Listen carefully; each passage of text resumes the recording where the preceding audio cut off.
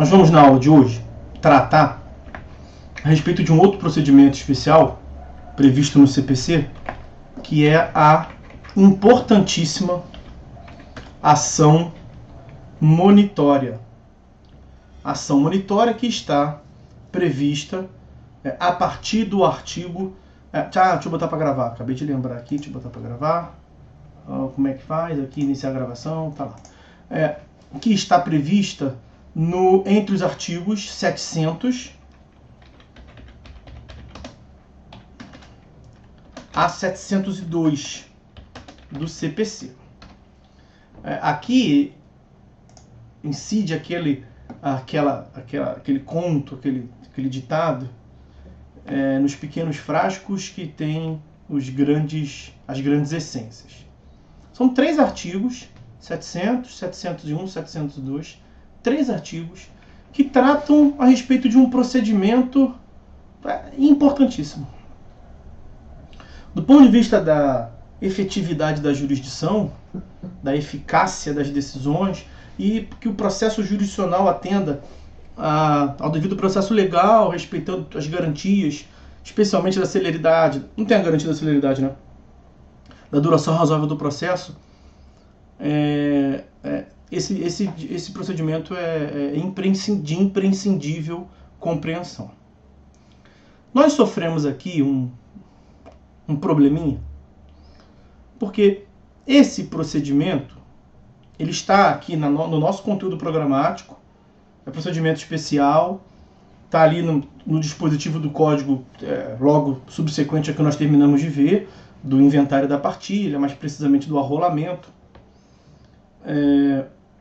Mas esse procedimento da ação monitória, ele depende da compreensão a respeito da tutela executiva que os senhores verão em processo civil 4.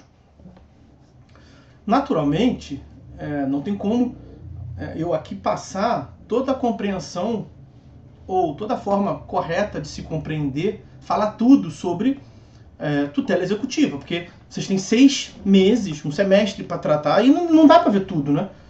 Absolutamente tudo, não dá para ver. A gente vê os melhores momentos aqui na graduação. Eu sempre digo isso para meus alunos, eu não estou aqui para praticar estelionato acadêmico com ninguém, né? Não vou enganar ninguém. Não tem como se imaginar que você vai resumir, vai condensar, vai espremer 200 anos de história. O processo vem ali de 1786, a ciência do processo. Antes disso já tinha manifestação processual, mesmo que não reconhecido enquanto processo, mas não precisa de tanto não. 200 anos, desde a autonomia da ciência processual, já tem 246 anos, salvo engano, aqui numa conta rápida que eu fiz. Você não vai resumir isso em um semestre. Então, a gente faz aqui o nosso melhor de cada um de nós, os professores para passar o máximo, o aluno para passar o máximo, mas o grande barato do direito, acho que de qualquer ciência, né? É você, quanto mais você for lendo, mais você se dando conta de que você não sabe nada. E que há sempre um mundo para descobrir. Vejam, então, se é assim em relação à execução em 6 meses, o que dirá aqui nisso que eu vou fazer com os senhores agora? Vou passar noções muito resumidas, só para que os senhores possam entender um procedimento que nós vamos analisar aqui agora. Então, a respeito da tutela executiva, eu tenho que falar para os senhores o seguinte: a tutela jurisdicional executiva, ela é relacionada à satisfação da obrigação. Então, quando se tem um processo em que se profere uma sentença e nesta sentença estabelece uma obrigação, naturalmente o réu pode cumpri-la ou não cumpri-la. De modo que, se o réu não a cumpre, o processo não acabou. Acabou somente a primeira fase, que os senhores viram até então de sentença. Essa é a primeira fase de um processo que é chamado de processo sincrético. É a fase de cognição. A segunda fase, que é logo depois da imposição de uma obrigação por uma decisão judicial, então, tendo o descumprimento desta decisão pelo sujeito passivo, pelo devedor, o sujeito ativo, o credor afirmado pela sentença, vai pedir o prosseguimento do processo para que o Estado juiz agrida o patrimônio do executado, do sujeito passivo daquela relação processual, para fins de forçar de modo obrigatório, não mais voluntário. Direito civil estuda o cumprimento voluntário das obrigações. O juiz impõe uma obrigação e tem o prazo previsto em lei para o cumprimento voluntário. Tem uma discussão aqui se é voluntário ou não, porque é quando a lei mandou, mas enfim, para o réu pagar no prazo imposto pela sentença, no prazo previsto em lei. O senhor sabe que a obrigação pode ser não apenas de pagar quantia, mas a obrigação pode ser um fazer, um não fazer, uma entrega de coisa diferente de dinheiro ou pagamento de uma quantia em dinheiro. Qualquer uma dessas obrigações podem ser adimplidas ou inadimplidas. E aí, quando elas são inadimplidas, o Estado não pode virar as costas para o credor e falar assim, ó, fiz o que pude, condenei, agora se vira você aí. O cara não pode se virar, o cara não pode ingressar na casa do réu, meter a mão num bem qualquer e ficar para ele, porque é vedado a autotutela. Quem tem que fazer isso é o Estado juiz, pela característica da inafastabilidade da jurisdição. Então isto é a execução. A execução, ela se relaciona, portanto, como eu disse, à ideia de satisfação, mas não pela vontade do devedor. Na execução, os senhores verão que é irrelevante a vontade do devedor. O Estado cumpre na marra. Ó, já falamos aqui da inafastabilidade da jurisdição. Uma outra característica da jurisdição, de modo geral, é a substitutividade. E na execução você vê muito claramente a substitutividade. O juiz condenou a pagamento de 10 mil reais. A lei prevê o prazo de 15 dias para que o réu cumpra a obrigação de pagar 15 mil reais, pois ele não cumpriu, ele não pagou. O que vai ser feito na execução? O juiz vai se substituir à atividade do devedor e vai, aspas, pagar em nome dele. O juiz não paga porque pagamento é um ato voluntário. O juiz vai agredir o patrimônio dele, algo que os senhores já devem ter ouvido falar de longe, vai penhorar os bens dele. Se tiver dinheiro em conta, penhora online, mete a mão no dinheiro, entrega para o credor, pronto, está satisfeita a obrigação. Ah, mas não foi o devedor que satisfez, pouco importa. Na execução, no sentido processual, é irrelevante a vontade do devedor. O Estado manda, o Estado paga porque o Estado manda, o Estado vai lá e cumpre a obrigação, em substituição à atividade voluntária do devedor. Pois isso é execução. Por isso que se diz que a execução ela é concreta. Ao passo que a cognição, os senhores estudaram em processo civil 1 e estão estudando agora. A cognição é a atividade destinada a permitir que o Estado declare o direito. Vai afirmar quem tem o direito ou não. Isto é declaração. Veja, a declaração ela é abstrata, porque o Estado se limita a declarar. Julga procedente, julga improcedente, está declarado. Agora, isso não significa que vai resultar no cumprimento. E aí, se necessário for, uma outra atividade do Estado, não mais para declarar, já está declarado, mas para fazer virar realidade, transformar do ponto de vista prático, ninguém vai a juízo para receber uma folha de papel. Né? Hoje em dia nem é folha de papel, hoje em dia é um arquivo em PDF, assinado eletronicamente. Ninguém vai a juízo para dizer que ganhou 1,5 milhão de reais. E onde é que você está o seu 1,5 milhão de reais? Está no documento aqui em PDF que eu vou te mostrar. Não, tá bom. Mas e o dinheiro? Não, o dinheiro eu não recebi não. Ninguém vai a juízo para pegar a sentença. Você vai a juízo para, por meio da sentença, conseguir o bem da vida. Nesse caso, 1,5 milhão de pila, para você botar no bolso. Se o devedor não cumpre, o Estado tem que continuar o serviço dele para transformar a realidade a favor do demandante, aquele que tem o direito. Bom, então a execução ela é concreta, ao passo que a cognição ela é abstrata. Pois bem, só que justamente diante desta característica da execução ser concreta, uma outra característica importante que eu já mencionei é que a execução ela é agressiva. A execução ela é realizada, a obrigação é satisfeita na marra pelo juiz por meio de... Não pede, por favor, né? Por meio de agressões ao patrimônio do devedor.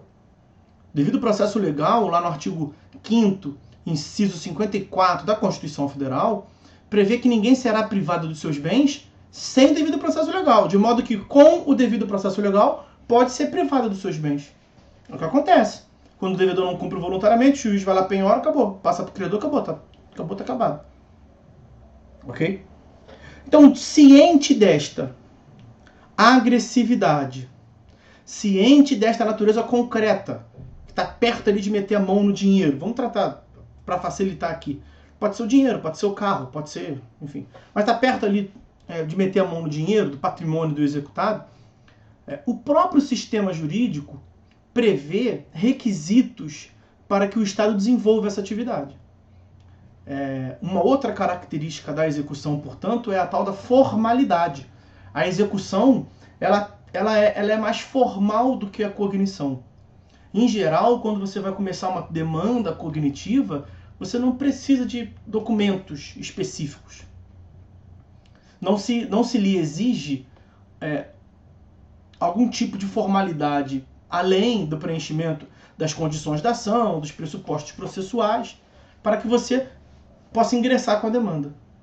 Os senhores se lembram lá do artigo 330 do CPC, né? Faltando condição da ação, o juiz pode indeferir liminarmente.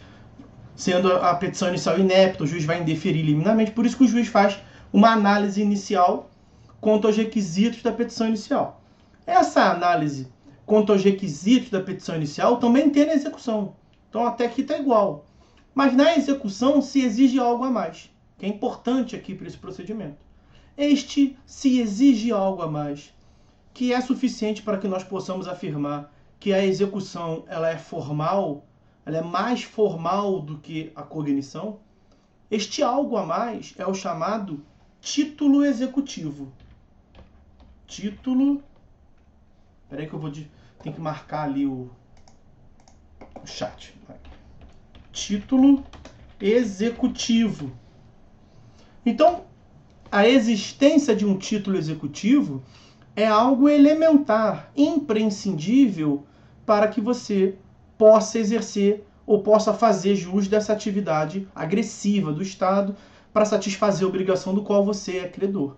Se você não tem o título executivo, você não pode começar diretamente a execução. Você tem que fazer o quê? Dar um passo atrás e pedir a cognição para que o juiz sentencie.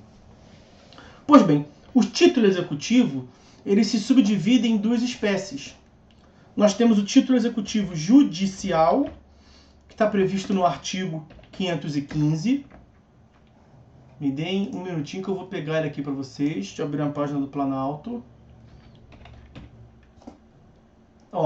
Não vou pegar o artigo todo, não. Isso aqui é objeto de estudo lá em Processo Civil 4. Mas vejam aí, artigo 515. São títulos executivos judiciais, cujo cumprimento dar-se-á de acordo com os artigos previstos nesse título. Lembra aquela segunda fase do processo sincrético que eu falei para vocês? Aquilo se chama cumprimento de sentença. Pois nesse título que o artigo faz referência, o título chama-se do cumprimento de sentença. Então é isso. É para você executar em um processo em curso. Você tem que ter um título executivo. Aí são 7 incisos. Inciso primeiro foi o que nós vimos. As decisões proferidas no processo civil que reconheçam a exigibilidade da obrigação de pagar quantia, obrigação de fazer, obrigação de não fazer, obrigação de entregar coisa. Tudo isso é título executivo. Só percebam que eu falei sentença. Sentença é decisão. Sentença está dentro ali do 515, inciso primeiro. Só que as decisões não são apenas sentenças. Então cuidado que o inciso primeiro não fala sentença, fala decisões. De modo que uma decisão interlocutória pode ser também. Mas isso também é matéria lá para processo civil 4.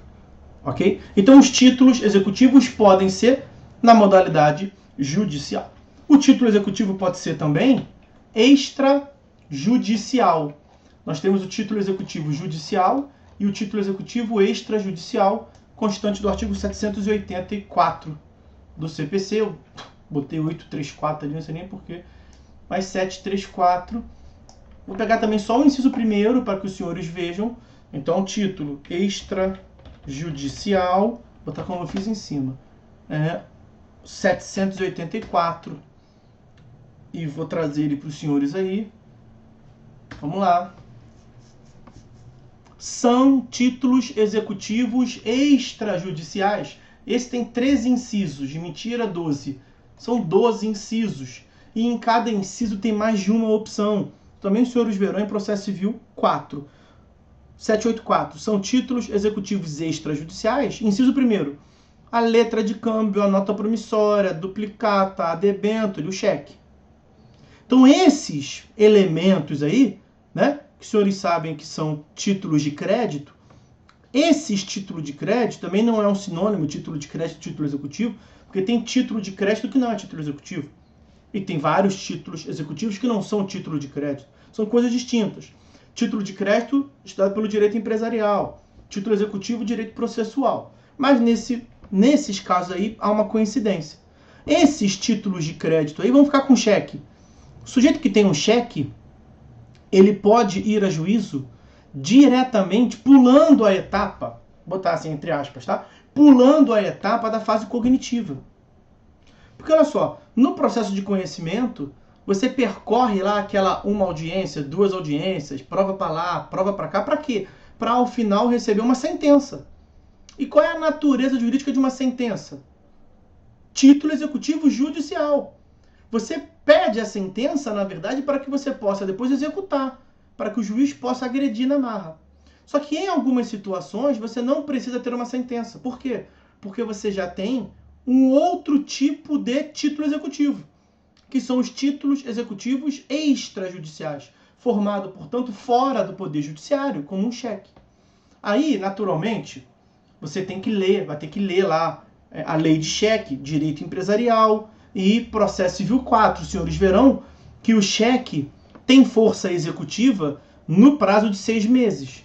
Então, dentro de 6 meses, o cara não te pagou, tu ligou uma vez, ligou outra, você depositou o cheque, ele voltou à linha 11, depositou de novo, ele voltou à linha 12, tudo isso aqui é questão prática em relação aos bancos. Quando ele volta à linha 12, ele não pode mais ser depositado. Significa que ele já tentou 2 vezes o depósito e não tinha fundo. O cara tem uma penalização lá do ponto de vista administrativo, tem que pagar uma taxa lá para o banco, enfim. Você tentou fazer isso, não conseguiu. Na base amigável não está conseguindo, restou a via jurisdicional. Qual é a via jurisdicional? Na verdade, quais são as vias jurisdicionais? Você pode propor uma ação de conhecimento. Quero fazer essa ressalva aqui, que com o Código de 2015, sem aprofundar, mas com o Código de 2015, o cara que tem um título executivo extrajudicial, como o nosso exemplo, cheque com um mês, vamos assim botar. Você tem um cheque passado, mês passado, em maio de 2020. Você tem um título executivo extrajudicial. 784, inciso 1º. Aí o 785 diz: a existência de título executivo extrajudicial, o nosso exemplo, não impede a parte de optar pelo processo de conhecimento, a fim de obter título executivo judicial. O cara poderia começar direto a execução, mas ele quis dar um passo atrás para obter uma sentença, para depois executar a sentença. Ou seja, no caso que ele move uma petição inicial da tutela cognitiva, processo civil 1, ele vai executar não um cheque, o cheque vai servir como prova para ele, como um documento, para provar. O que ele vai executar, se ele sair vitorioso na demanda, é a sentença, 515, inciso 1º. Mas ele já poderia, desde logo, ter executado o próprio título extrajudicial, o próprio cheque. É uma opção dele, ok? Aí, utilizando o 784, inciso 1º, qual vai ser o título executivo? O cheque. Não teve sentença prévia. Veja, é o título extrajudicial formado, portanto, fora do poder judiciário. Ok? Ok. Então vocês devem saber isso. Tutela executiva é agressiva. Tutela executiva é concreta. Não é para ouvir um falar, o outro falar, blá, blá, blá. Não, é para agredir o patrimônio. É pé na porta. Mas para conseguir isso, você precisa ter um título executivo, para que o Estado juiz se sinta confortável, para ninguém venha acusar o juiz de arbitrariedade, está metendo a mão no meu dinheiro, por quê? Porque a lei me autoriza. Porque a lei diz que eu tenho que satisfazer a obrigação. Porque a lei diz que eu tenho que ter título executivo e tenho no processo título executivo. Então veja que a lei traz uma formalidade a mais, a existência de título executivo. Daí que vocês verão lá, para acabar a referência a processo civil 4, vocês verão lá o seguinte: nulla executio sine titulo. É um requisito, portanto, o título executivo, seja judicial ou extrajudicial, o título executivo é, portanto, um requisito de validade. Nulla executio sine titulo. A execução é nula sem título. Ok? Acho que deu para fazer um apanhado geral. Aonde que entra o artigo 700 do CPC, que versa sobre a ação monitória? É possível o manejo de uma ação monitória quando você não tem título executivo extrajudicial, mas você tem documentos, provas escritas que lhe permitam convencer rapidamente o juízo. Então, olha só, título executivo não é documento, tá? Mas os senhores vão aprofundar isso lá na aula de Processo Civil 4. Então, vou falar uma meia-verdade aqui. Vocês têm um documento em mãos. Esse documento representa muito claramente a obrigação. Ele é título executivo extrajudicial? Se for, vai estar no 784 do CPC ou em qualquer outra legislação, não é só o 784, não. O inciso 12 vai dizer qualquer outra previsão normativa em lei, prevista em lei e tal. Então, ou está previsto no 784 ou está previsto em outro dispositivo legal. Aquele documento que você tem diante de si é um título executivo extrajudicial. Você pode mover a execução? Pode mover a execução. Segunda opção, você tem um documento em mão. Esse documento é título executivo extrajudicial? Não, porque não está no 784. E porque não está em nenhum lugar dizendo que é título executivo extrajudicial. Vamos ficar no caso do cheque. Imaginem aqui um cheque com 1 ano. Ele é um cheque de maio de 2019.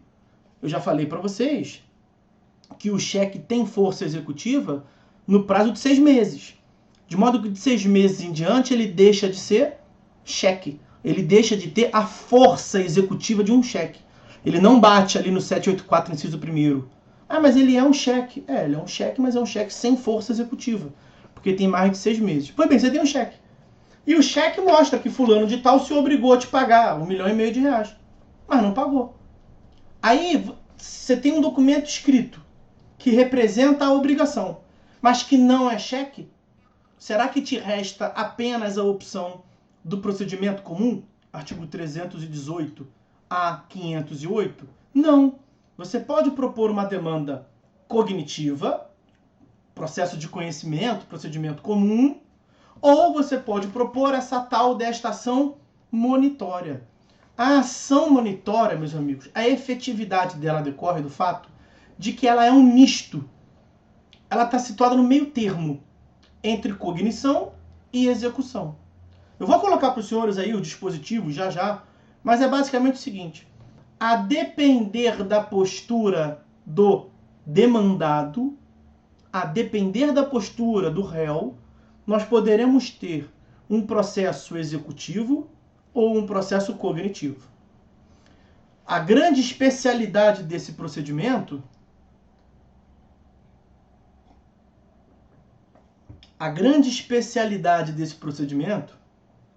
está no fato de que, preenchidos os requisitos, você conseguindo convencer o juízo com aquele documento, você, ato 1, o autor entra com a petição inicial e o documento escrito, que não é título executivo extrajudicial.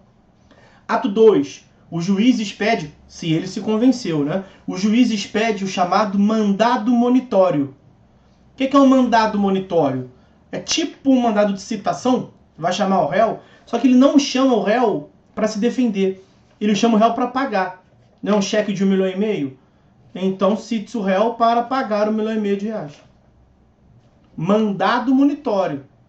Aí, o que o réu pode fazer? O réu pode cumprir a obrigação. Se o réu cumprir a obrigação, tutela executiva. Ele cumpriu porque o mandado monitório fez efeito. Mas vamos ver lá que tem um estímulo para ele cumprir, ele paga menos um pouquinho de custas e tal. É o que se chama de execução indireta isso, tá? Quando a lei diz, se você cumpriu, eu te dou um benefício, isso é chamado de execução indireta. Então tem a técnica executiva lá. O réu pode querer tiro, porrada e bomba. Esse cheque é falso, essa assinatura não é minha. Aí o que vai acontecer? Aí aquele mandado monitório que está na praça, ele perde a eficácia. Ele é desconstituído.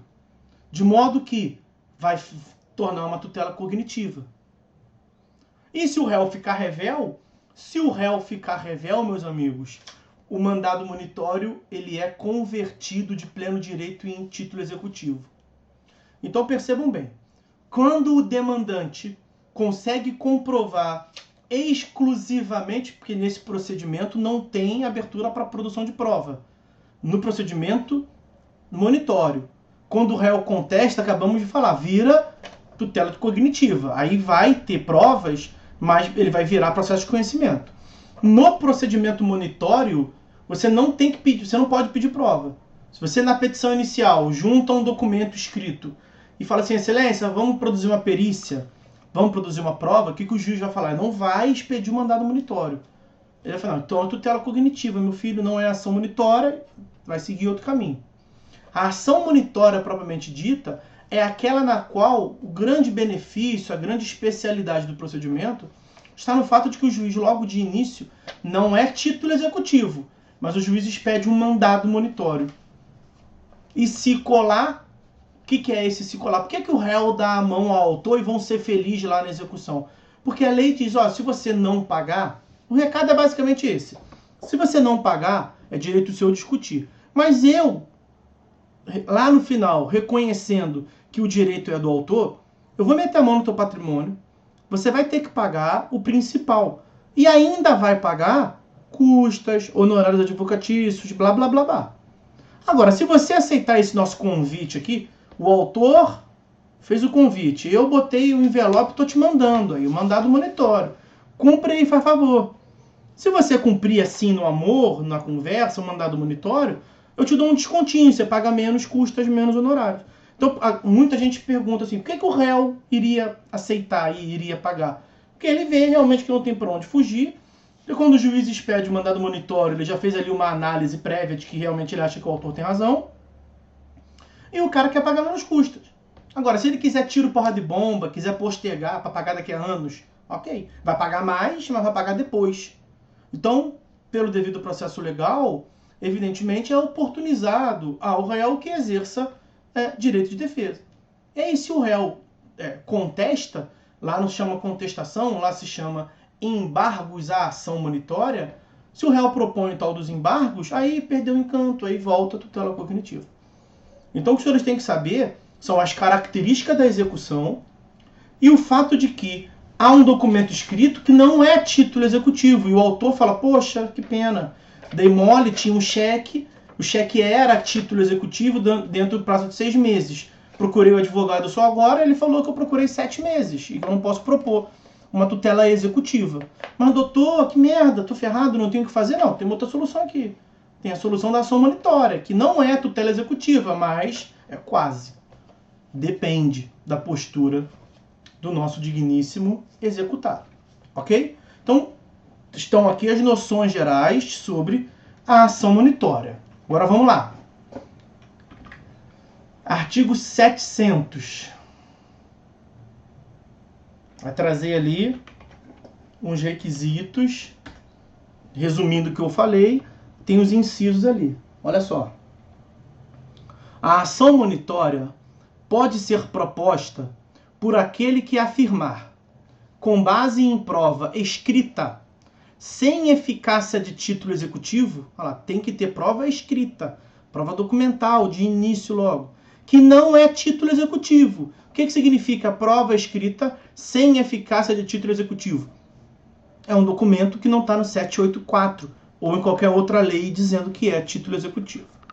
Então, aquele que afirmar, com base em prova escrita, sem eficácia de título executivo, ter direito de exigir do devedor capaz, então o devedor tem que ser, a capacidade do devedor é um outro requisito, o pagamento de quantia, entrega de coisa, seja fungível ou infungível, bem móvel ou imóvel, e o implemento da obrigação de fazer ou não fazer. Importante aqui o seguinte, no Código de 73, a ação monitória se destinava ao pagamento de quantia. Então, o que o 700, nos seus incisos, está dizendo? Que é qualquer espécie de obrigação. Então, nós tivemos uma ampliação objetiva, vamos assim dizer. Parágrafo 1º diz que a prova escrita pode ser, inclusive, prova documental, produzida antecipadamente, lá o artigo 381 é o procedimento da produção antecipada de provas.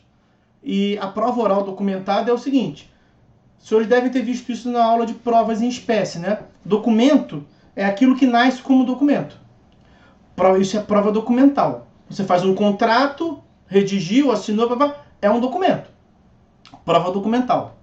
Agora, o depoimento pessoal ou depoimento de uma testemunha no processo, ele é a prova oral.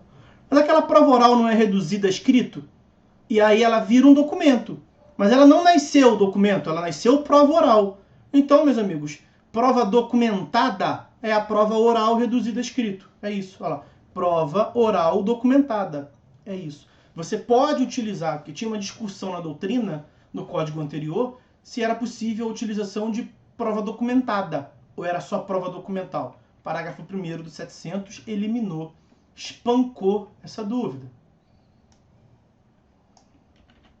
Parágrafo 2º do artigo 700, requisito da petição inicial. Na petição inicial, incumbe ao autor explicitar, conforme o caso, a importância devida, instruindo-a com memória de cálculo, o valor atual da coisa reclamada, o conteúdo patrimonial em discussão ou o proveito econômico perseguido, toda franqueza, causa de pedir. Ninguém tem coragem de ir a juízo sem demonstrar esses elementos.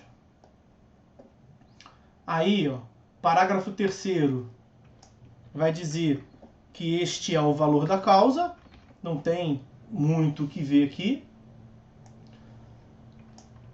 Parágrafo 4º do 700. Além das hipóteses do artigo 330, o 330 versa sobre o quê?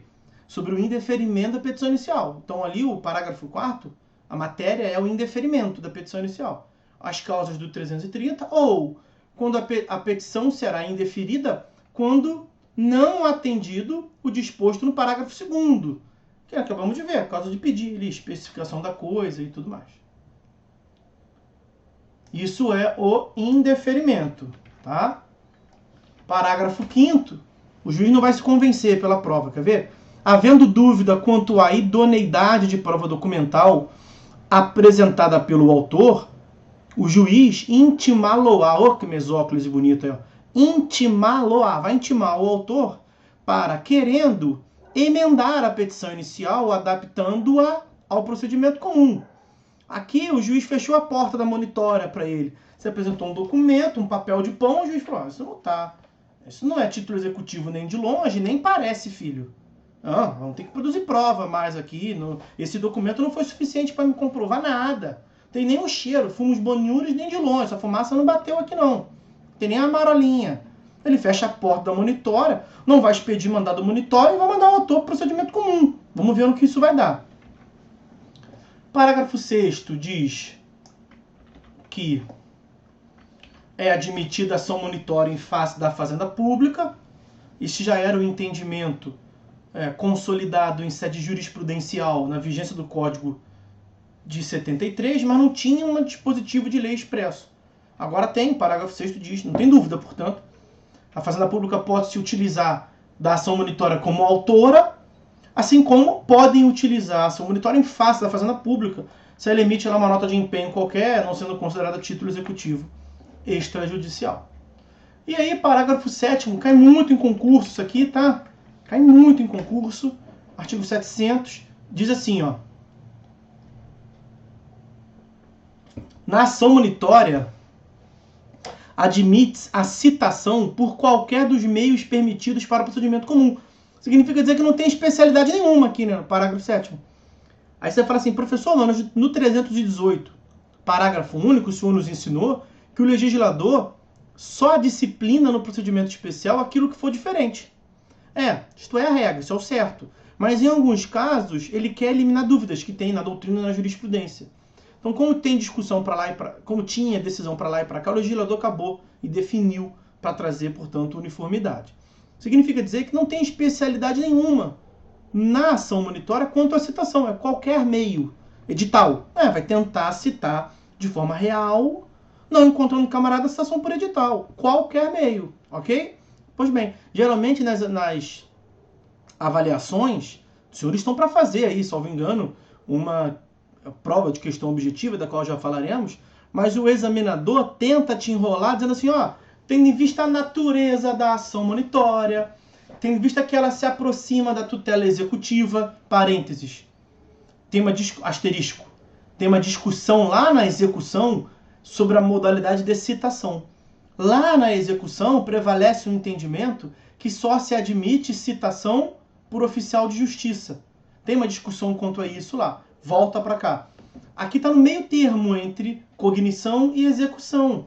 Aí o examinador fala, tendo em vista a característica da ação monitória se aproximar bastante da ação de execução, logo o réu somente pode ser citado de forma pessoal por oficial de justiça. Não se presume, não se aplica a modalidade de citação ficta à ação monitória. Balela! Artigo 700, parágrafo 7º, é claro nesse sentido. Vamos lá? Artigo 701. Vejam. Sendo evidente o direito do autor, representada a evidência na prova escrita, que não é título executivo extrajudicial, então, sendo evidente o direito do autor, o juiz deferirá a expedição de mandado de pagamento, também chamado de mandado monitório, mandado de entrega de coisa, mandado de execução de fazer, mandado de não fazer, concedendo ao réu o prazo de 15 dias para o cumprimento. E o cumprimento da obrigação, né? E o pagamento de honorários advocatícios de 5% do valor atribuído à causa. Em regra, é de 10 a 20, não é? Lembram-se lá do artigo 89 ou 85? 85. 85, parágrafo 1º e parágrafo 2º, geralmente é entre 10, mínimo de 10 e 20%, que quem perdeu paga para o advogado da outra parte. Ali a lei está tentando convencer o demandado a cumprir a obrigação pagando só 5%. Então tem 5% ali de cortesia, vamos assim dizer. Mas não apenas isso. Olha o parágrafo 1º. Um outro estímulo para que o executado cumpra. Ó, o réu será isento do pagamento de custas processuais se cumprir o mandado no prazo. O judiciário meio que diz assim, ó, vou trabalhar de graça. Mas se for para satisfação da obrigação, não tem problema nenhum. Não vou pagar custas. O réu está eximido de custas. Parágrafo 2º do 701. Constituir-se-á, será constituído de pleno direito, o título executivo judicial, independentemente de qualquer formalidade, se não realizado o pagamento e não apresentados os embargos previstos no artigo 702. Observado no que couber o título 2º de cumprimento de sentença. Então nós vimos que pagou, acabou. Não pagou, mas se defendeu. Vira ação cognitiva. E como é que se defende? Nos embargos à ação monitória do artigo 702. Não pagou e ficou revel, não pagou e quedou-se inerte. Converte-se de pleno direito aquele mandado monitório em título executivo e o processo vai seguir pela execução. Muito importante, portanto, 701, parágrafo 2º. Parágrafo 3º, não nos compete falar aqui, ele só trata do cabimento da ação rescisória dessa decisão, quando tiver algum vício lá do artigo 966.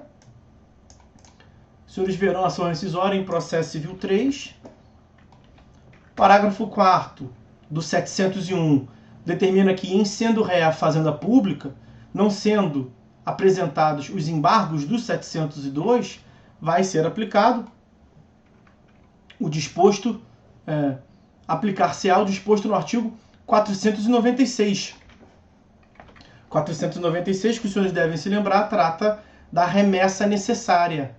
Não vou nem botar não para não confundir, da remessa necessária. Então, em alguns casos, nas hipóteses do 496, tem que ter uma dupla decisão. Então, se o caso em face da fazenda pública for um desses, Então, condena, por exemplo, condenação em face da Fazenda Pública para pagamento de R$ 1,5 milhão, nosso exemplo. Na União, acima de 1.000 salários mínimos, tem que ter remessa necessária. Tá? E aí, sendo o caso de aplicar a remessa necessária, não vai constituir, portanto, de pleno direito o título executivo. O juiz de primeiro grau proferiu, vai ter que subir para o tribunal. É isto que é remessa necessária, o nome diz remessa necessária. Necessariamente vai subir, também chamado de duplo grau obrigatório. Então, o parágrafo 4º excepciona aí o parágrafo 2º. O parágrafo 5º, por fim, do 701, diz que aplica-se a ação monitória no que couber o artigo 916. O 916 trata, vamos assim dizer, do pagamento parcelado. No prazo dos embargos, o réu pode admitir, depositar 30% e aí pedir o parcelamento em 6 prestações. Pagamento parcelado, alguns chamam de moratória legal. Pagamento parcelado. Esse pagamento parcelado do artigo 916 está previsto, portanto, no título do processo de execução. Lá no 916 vai ter um parágrafo que diz que não se aplica ao cumprimento de sentença. E aí, por conta dessas características, o examinador também é pródigo em virar para você e falar assim, olha, na ação monitória, como não é ação executiva pura, é um meio termo, então não se esqueça, não vai poder aplicar o 916. E vai te induzir a achar que faz sentido, né? O 916 está lá na execução, ele mesmo diz que não se aplica ao cumprimento de sentença, então, sendo a ação monitória meio termo, deve estar certa essa alternativa, então não deve aplicar. E aplica. Claramente o 701, parágrafo 5º, prevê essa possibilidade. Tá? Bom, por fim, então, 702 trata da forma de defesa do demandado. Independentemente de prévia segurança do juízo, o réu poderá opor nos próprios autos, no prazo previsto no artigo 701, 15 dias, embargos à ação monitória. Embargos à ação monitória, muito entre aspas, é a contestação desse procedimento. Tá? Lá no processo de execução, os senhores verão que o réu lá se defende por embargos, mas é embargos à execução. Aqui chama-se embargos, portanto, à ação monitória. Não tem que garantir o juízo. O réu não tem que pagar para defender. Ok? E é nos próprios autos. Parágrafo 1º afirma que pode ser apresentada qualquer modalidade de defesa que seria lícito oferecer no procedimento comum. Lá nos embargos à execução tem também uma previsão nesse sentido. Parágrafo 2º traz um ônus específico para o réu quando o réu alegar que o autor pleiteia quantia superior à devida, cumprir-lhe-á, então ele deve declarar de imediato o valor que entende correto, apresentando demonstrativo discriminado e atualizado da dívida. Tem essa previsão também idêntica para os embargos à execução. Os dois são embargos, né? Embargos à ação monitória, embargos à execução. Vejo que é bem próximo, portanto, o regramento. Parágrafo 3º traz a mesma previsão do 917 lá para os embargos. Ele tem que cumprir o parágrafo 2º, tem que indicar o valor correto. Se não indicar, não apontado o valor correto ou não apresentado o demonstrativo, os embargos serão liminarmente rejeitados. Se esse qual? O excesso, que está no parágrafo 2º, for seu único fundamento. E, se houver outro fundamento, então 2 fundamentos, os embargos serão processados, mas o juiz deixará de examinar a alegação de excesso. Eu chamo isso de ônus argumentativo reforçado. Agora não adianta falar por falar. Você não pode virar para o juiz e falar assim, é muito, quero que me condene a menos. Se você está dizendo que é muito, só é possível dizer que é muito se você consegue dizer qual é o limite, portanto. Então, se você não está falando que você não deve, está só falando que é muito, beleza, então quanto que você entende? Tem que dizer isso. Se não fizer, se lasca Já vimos isso, os senhores verão isso em processo civil 4. E aí, vamos voltar ao que nós já vimos. O 702, parágrafo 4º, trata daquilo que nós mencionamos. A oposição dos embargos suspende a eficácia da decisão do 701, da expedição do mandado monitório, até o julgamento em primeiro grau. E aí, o autor será intimado para responder aos embargos no prazo de 15 dias.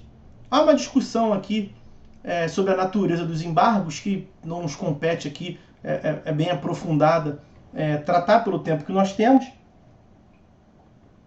Basicamente a discussão é a seguinte: se esse parágrafo 5º aí, ele é uma espécie de réplica, falou o autor, o réu se defendeu pelos embargos e o autor vai falar em réplica, os senhores viram réplica, em processo civil 1, ou, aí depende de conhecimentos da execução, por isso que não vale a pena tratar aqui, os embargos à execução têm natureza, os da execução, tem natureza, ninguém tem dúvida, de ação autônoma. É a defesa em um processo que gera um outro processo. Uma ação autônoma de natureza cognitiva.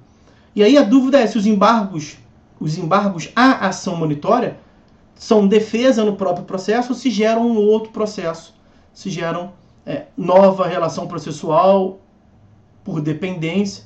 E aí, sendo assim, o parágrafo 5º seria defesa do embargante. Mas isso vai ficar mais claro para os senhores em processo civil 4. Esse parágrafo 6º nós já fizemos menção no começo do curso, 702, parágrafo 6º, para deixar claro como é que é a técnica legislativa para a criação de procedimentos especiais. Na ação monitória, admite-se a reconvenção. É grande coisa. Lá no 343, na tutela cognitiva, procedimento comum, também. Então aqui não tem diferença. Onde está a diferença? Sendo vedado o oferecimento de reconvenção a reconvenção. Lá em processo civil 1, quando se dá aula de reconvenção, tem que estudar isso. Cabe reconvenção da reconvenção, a chamada reconvessio reconvenciones. Outro dia caiu numa prova da magistratura, não sei se foi começo do ano, final do ano passado, perguntando isso. Com o Código de 2015 é admitida a reconvessio reconvenciones? Você tem que falar que sim, mas não está no 343 dizendo que cabe. Aí você tem que vir aqui no 702, parágrafo 6º, combinar ele com o 318, parágrafo único, e falar para o examinador assim, deixa eu te falar uma coisa. A técnica legislativa lá no procedimento especial é só gastar tinta para aquilo que for necessário. Só se estabelece lá aquilo que for diferente do comum. E aí, sendo diferente do comum, vai mostrar lá. Se o 702, parágrafo 6º, começou dizendo que é admitida a reconvenção, não tem novidade nenhuma ali. Porque no 343 também cabe reconvenção no procedimento comum. Mas a segunda parte do parágrafo 6º do 702 tem como necessidade, tem como utilidade o fato, portanto, de não ser possível lá, só pode ser, portanto, possível aqui no procedimento comum. Falamos disso no começo desse curso, citamos. O parágrafo 7º, lembra que eu falei? Se ele gera um processo autônomo ou não, o juiz, a critério do juiz, os embargos podem ser autuados em autos apartados, se parciais, constituindo-se de pleno direito o título executivo judicial em relação à parcela incontroversa. Aquele caso do excesso. O cara fala assim, ele pediu ação monitória de R$1,5 milhão. É 1 milhão. Quero discutir se eu devo aqui os 500 mil. 1 milhão realmente eu devo. Aí o juiz vai expedir o mandado monitório para 1 milhão e vai virar procedimento comum para os 500 mil. É esse o sentido. Parágrafo 8º. Está acabando. Parágrafo 8º. Nós estamos na hipótese em que foi oferecidos os embargos. O 702 é sobre o oferecimento dos embargos. Rejeitados os embargos, lembra aquele mandado monitório que deu início ao procedimento? Ele teve a eficácia suspensa. Então ele existe, ele está lá, mas ele não vale de nada, por enquanto. Quando os embargos, quando a defesa do demandado é rejeitada, aquele mandado não tem que se expedir nada. Aquele mandado que já está na praça volta a produzir efeitos. Rejeitados os embargos, constituir-se-á de pleno direito o título executivo judicial. O mandado monitório vira título executivo judicial. prosseguindo-se o processo em observância ao disposto no título 2º, livro 1º, parte especial, no que for cabível. Aí o parágrafo 9º, ó. Essa decisão que acolhe ou rejeita os embargos, cabe apelação contra a sentença que acolhe ou rejeita os embargos. Em face da sentença, meus amigos, cabe um recurso chamado apelação, que é esse que os senhores estão vendo aí. A apelação, ela tem efeito suspensivo, ela impede, portanto, a prática de atos posteriores. E no parágrafo 1º do 1012, nós temos a previsão do chamado efeito suspensivo da sentença. Olha ali. 1012, parágrafo 1º. Além de outras hipóteses previstas em lei, começa a produzir efeitos imediatamente, ou seja, não tem o efeito suspensivo, que é regra, após sua publicação, a sentença que... E ele traz lá algumas hipóteses que não está a ação monitória. Tá? De modo que a ação monitória segue a regra geral. A ação monitória, uma vez interposto apelação em face da sentença que rejeita os embargos, o que o parágrafo 8º está dizendo? Rejeitados os embargos, vai constituir de pleno direito título executivo. Mas se a parte apelar, perde aquele efeito. Tá? Então isso é importante, costuma cair também bastante em prova essa questão, especialmente por conta disso aqui, ó. Olha o inciso 3º do parágrafo 1º, ó. Então, não vai ter efeito suspensivo a apelação, a sentença vai produzir efeitos imediatamente. Se for uma sentença que extingue sem resolução do mérito embargos do executado, ou se julga improcedente embargos do executado. Acontece que aqui não é embargos do executado, aqui é embargos à ação monitória. Sempre teve uma grande controvérsia com relação a isso. Tá? E aí, parágrafo 10 e 11 para acabar, questão relacionada àquela obrigação acessória. Só botar aqui bem claro que é o 702. Ó. 702, parágrafo 10. O juiz condenará o autor de ação monitória proposta indevidamente e de má-fé. Veja que não é só indevidamente, é exigida a má-fé. Vai condená-lo ao pagamento em favor do réu de multa de até 10% sobre o valor da causa. Então, quem pretenda se utilizar desse procedimento, que é muito interessante saber, de forma equivocada, pode ter uma penalização. E o parágrafo 11, o juiz condena o réu que de má fé opõe embargos, veja, embargos à ação monitória, ao pagamento de multa de até 10% do valor atribuído à causa em favor do autor. Então, quem trabalhar de má fé aqui, paga para o outro 10%, até 10%, né, a título de multa. Bom, esse é o procedimento, então, da ação monitória, muito resumidamente. Portanto, ele é o meio termo entre a tutela cognitiva e a tutela executiva, para quem possui, para quem possa afirmar com base em prova escrita que não seja título executivo extrajudicial, a evidência de uma obrigação a ser cumprida, juiz concordando, expede mandado monitório. Se o réu cumprir, acabou. Se o réu se o réu embargar, né, a defesa no procedimento, vira procedimento comum até o momento em que julga-se esses embargos, e se o réu ficar inerte, é constituído de pleno direito o título executivo judicial. Sinceramente, quando você tem documentos, eu não sei por que se propõe uma tutela cognitiva pura. Muita gente não sabe disso. Você consegue provar tudo por prova documental. Para que pedir tutela cognitiva? Ah, não, mas lá o juiz pode dar uma tutela antecipada. É verdade. O juiz pode dar uma tutela da evidência até para você. Ok, isso é possível. Beleza. Só que se o réu ficar inerte e não se defender, quais são os efeitos da revelia? Mera presunção de veracidade. Aqui na ação monitória, claro que vai depender muito da postura do réu também. Mas você imagina que é um réu que não quer cumprir, não. Ele não quer cumprir. Ele quer brigar. Mas aí ele perde o prazo. Quais são os efeitos da revelia aqui? Muito mais grave. Constitui-se de pleno direito. Título executivo, não tem uma discussão, é finito, acabou, pague-se. Ok? Então, você tendo documentação, conseguir representar a obrigação por meio de prova escrita, você tem obrigação, como advogado, não é por nada não, você tem obrigação de propor a ação monitória, tá certo?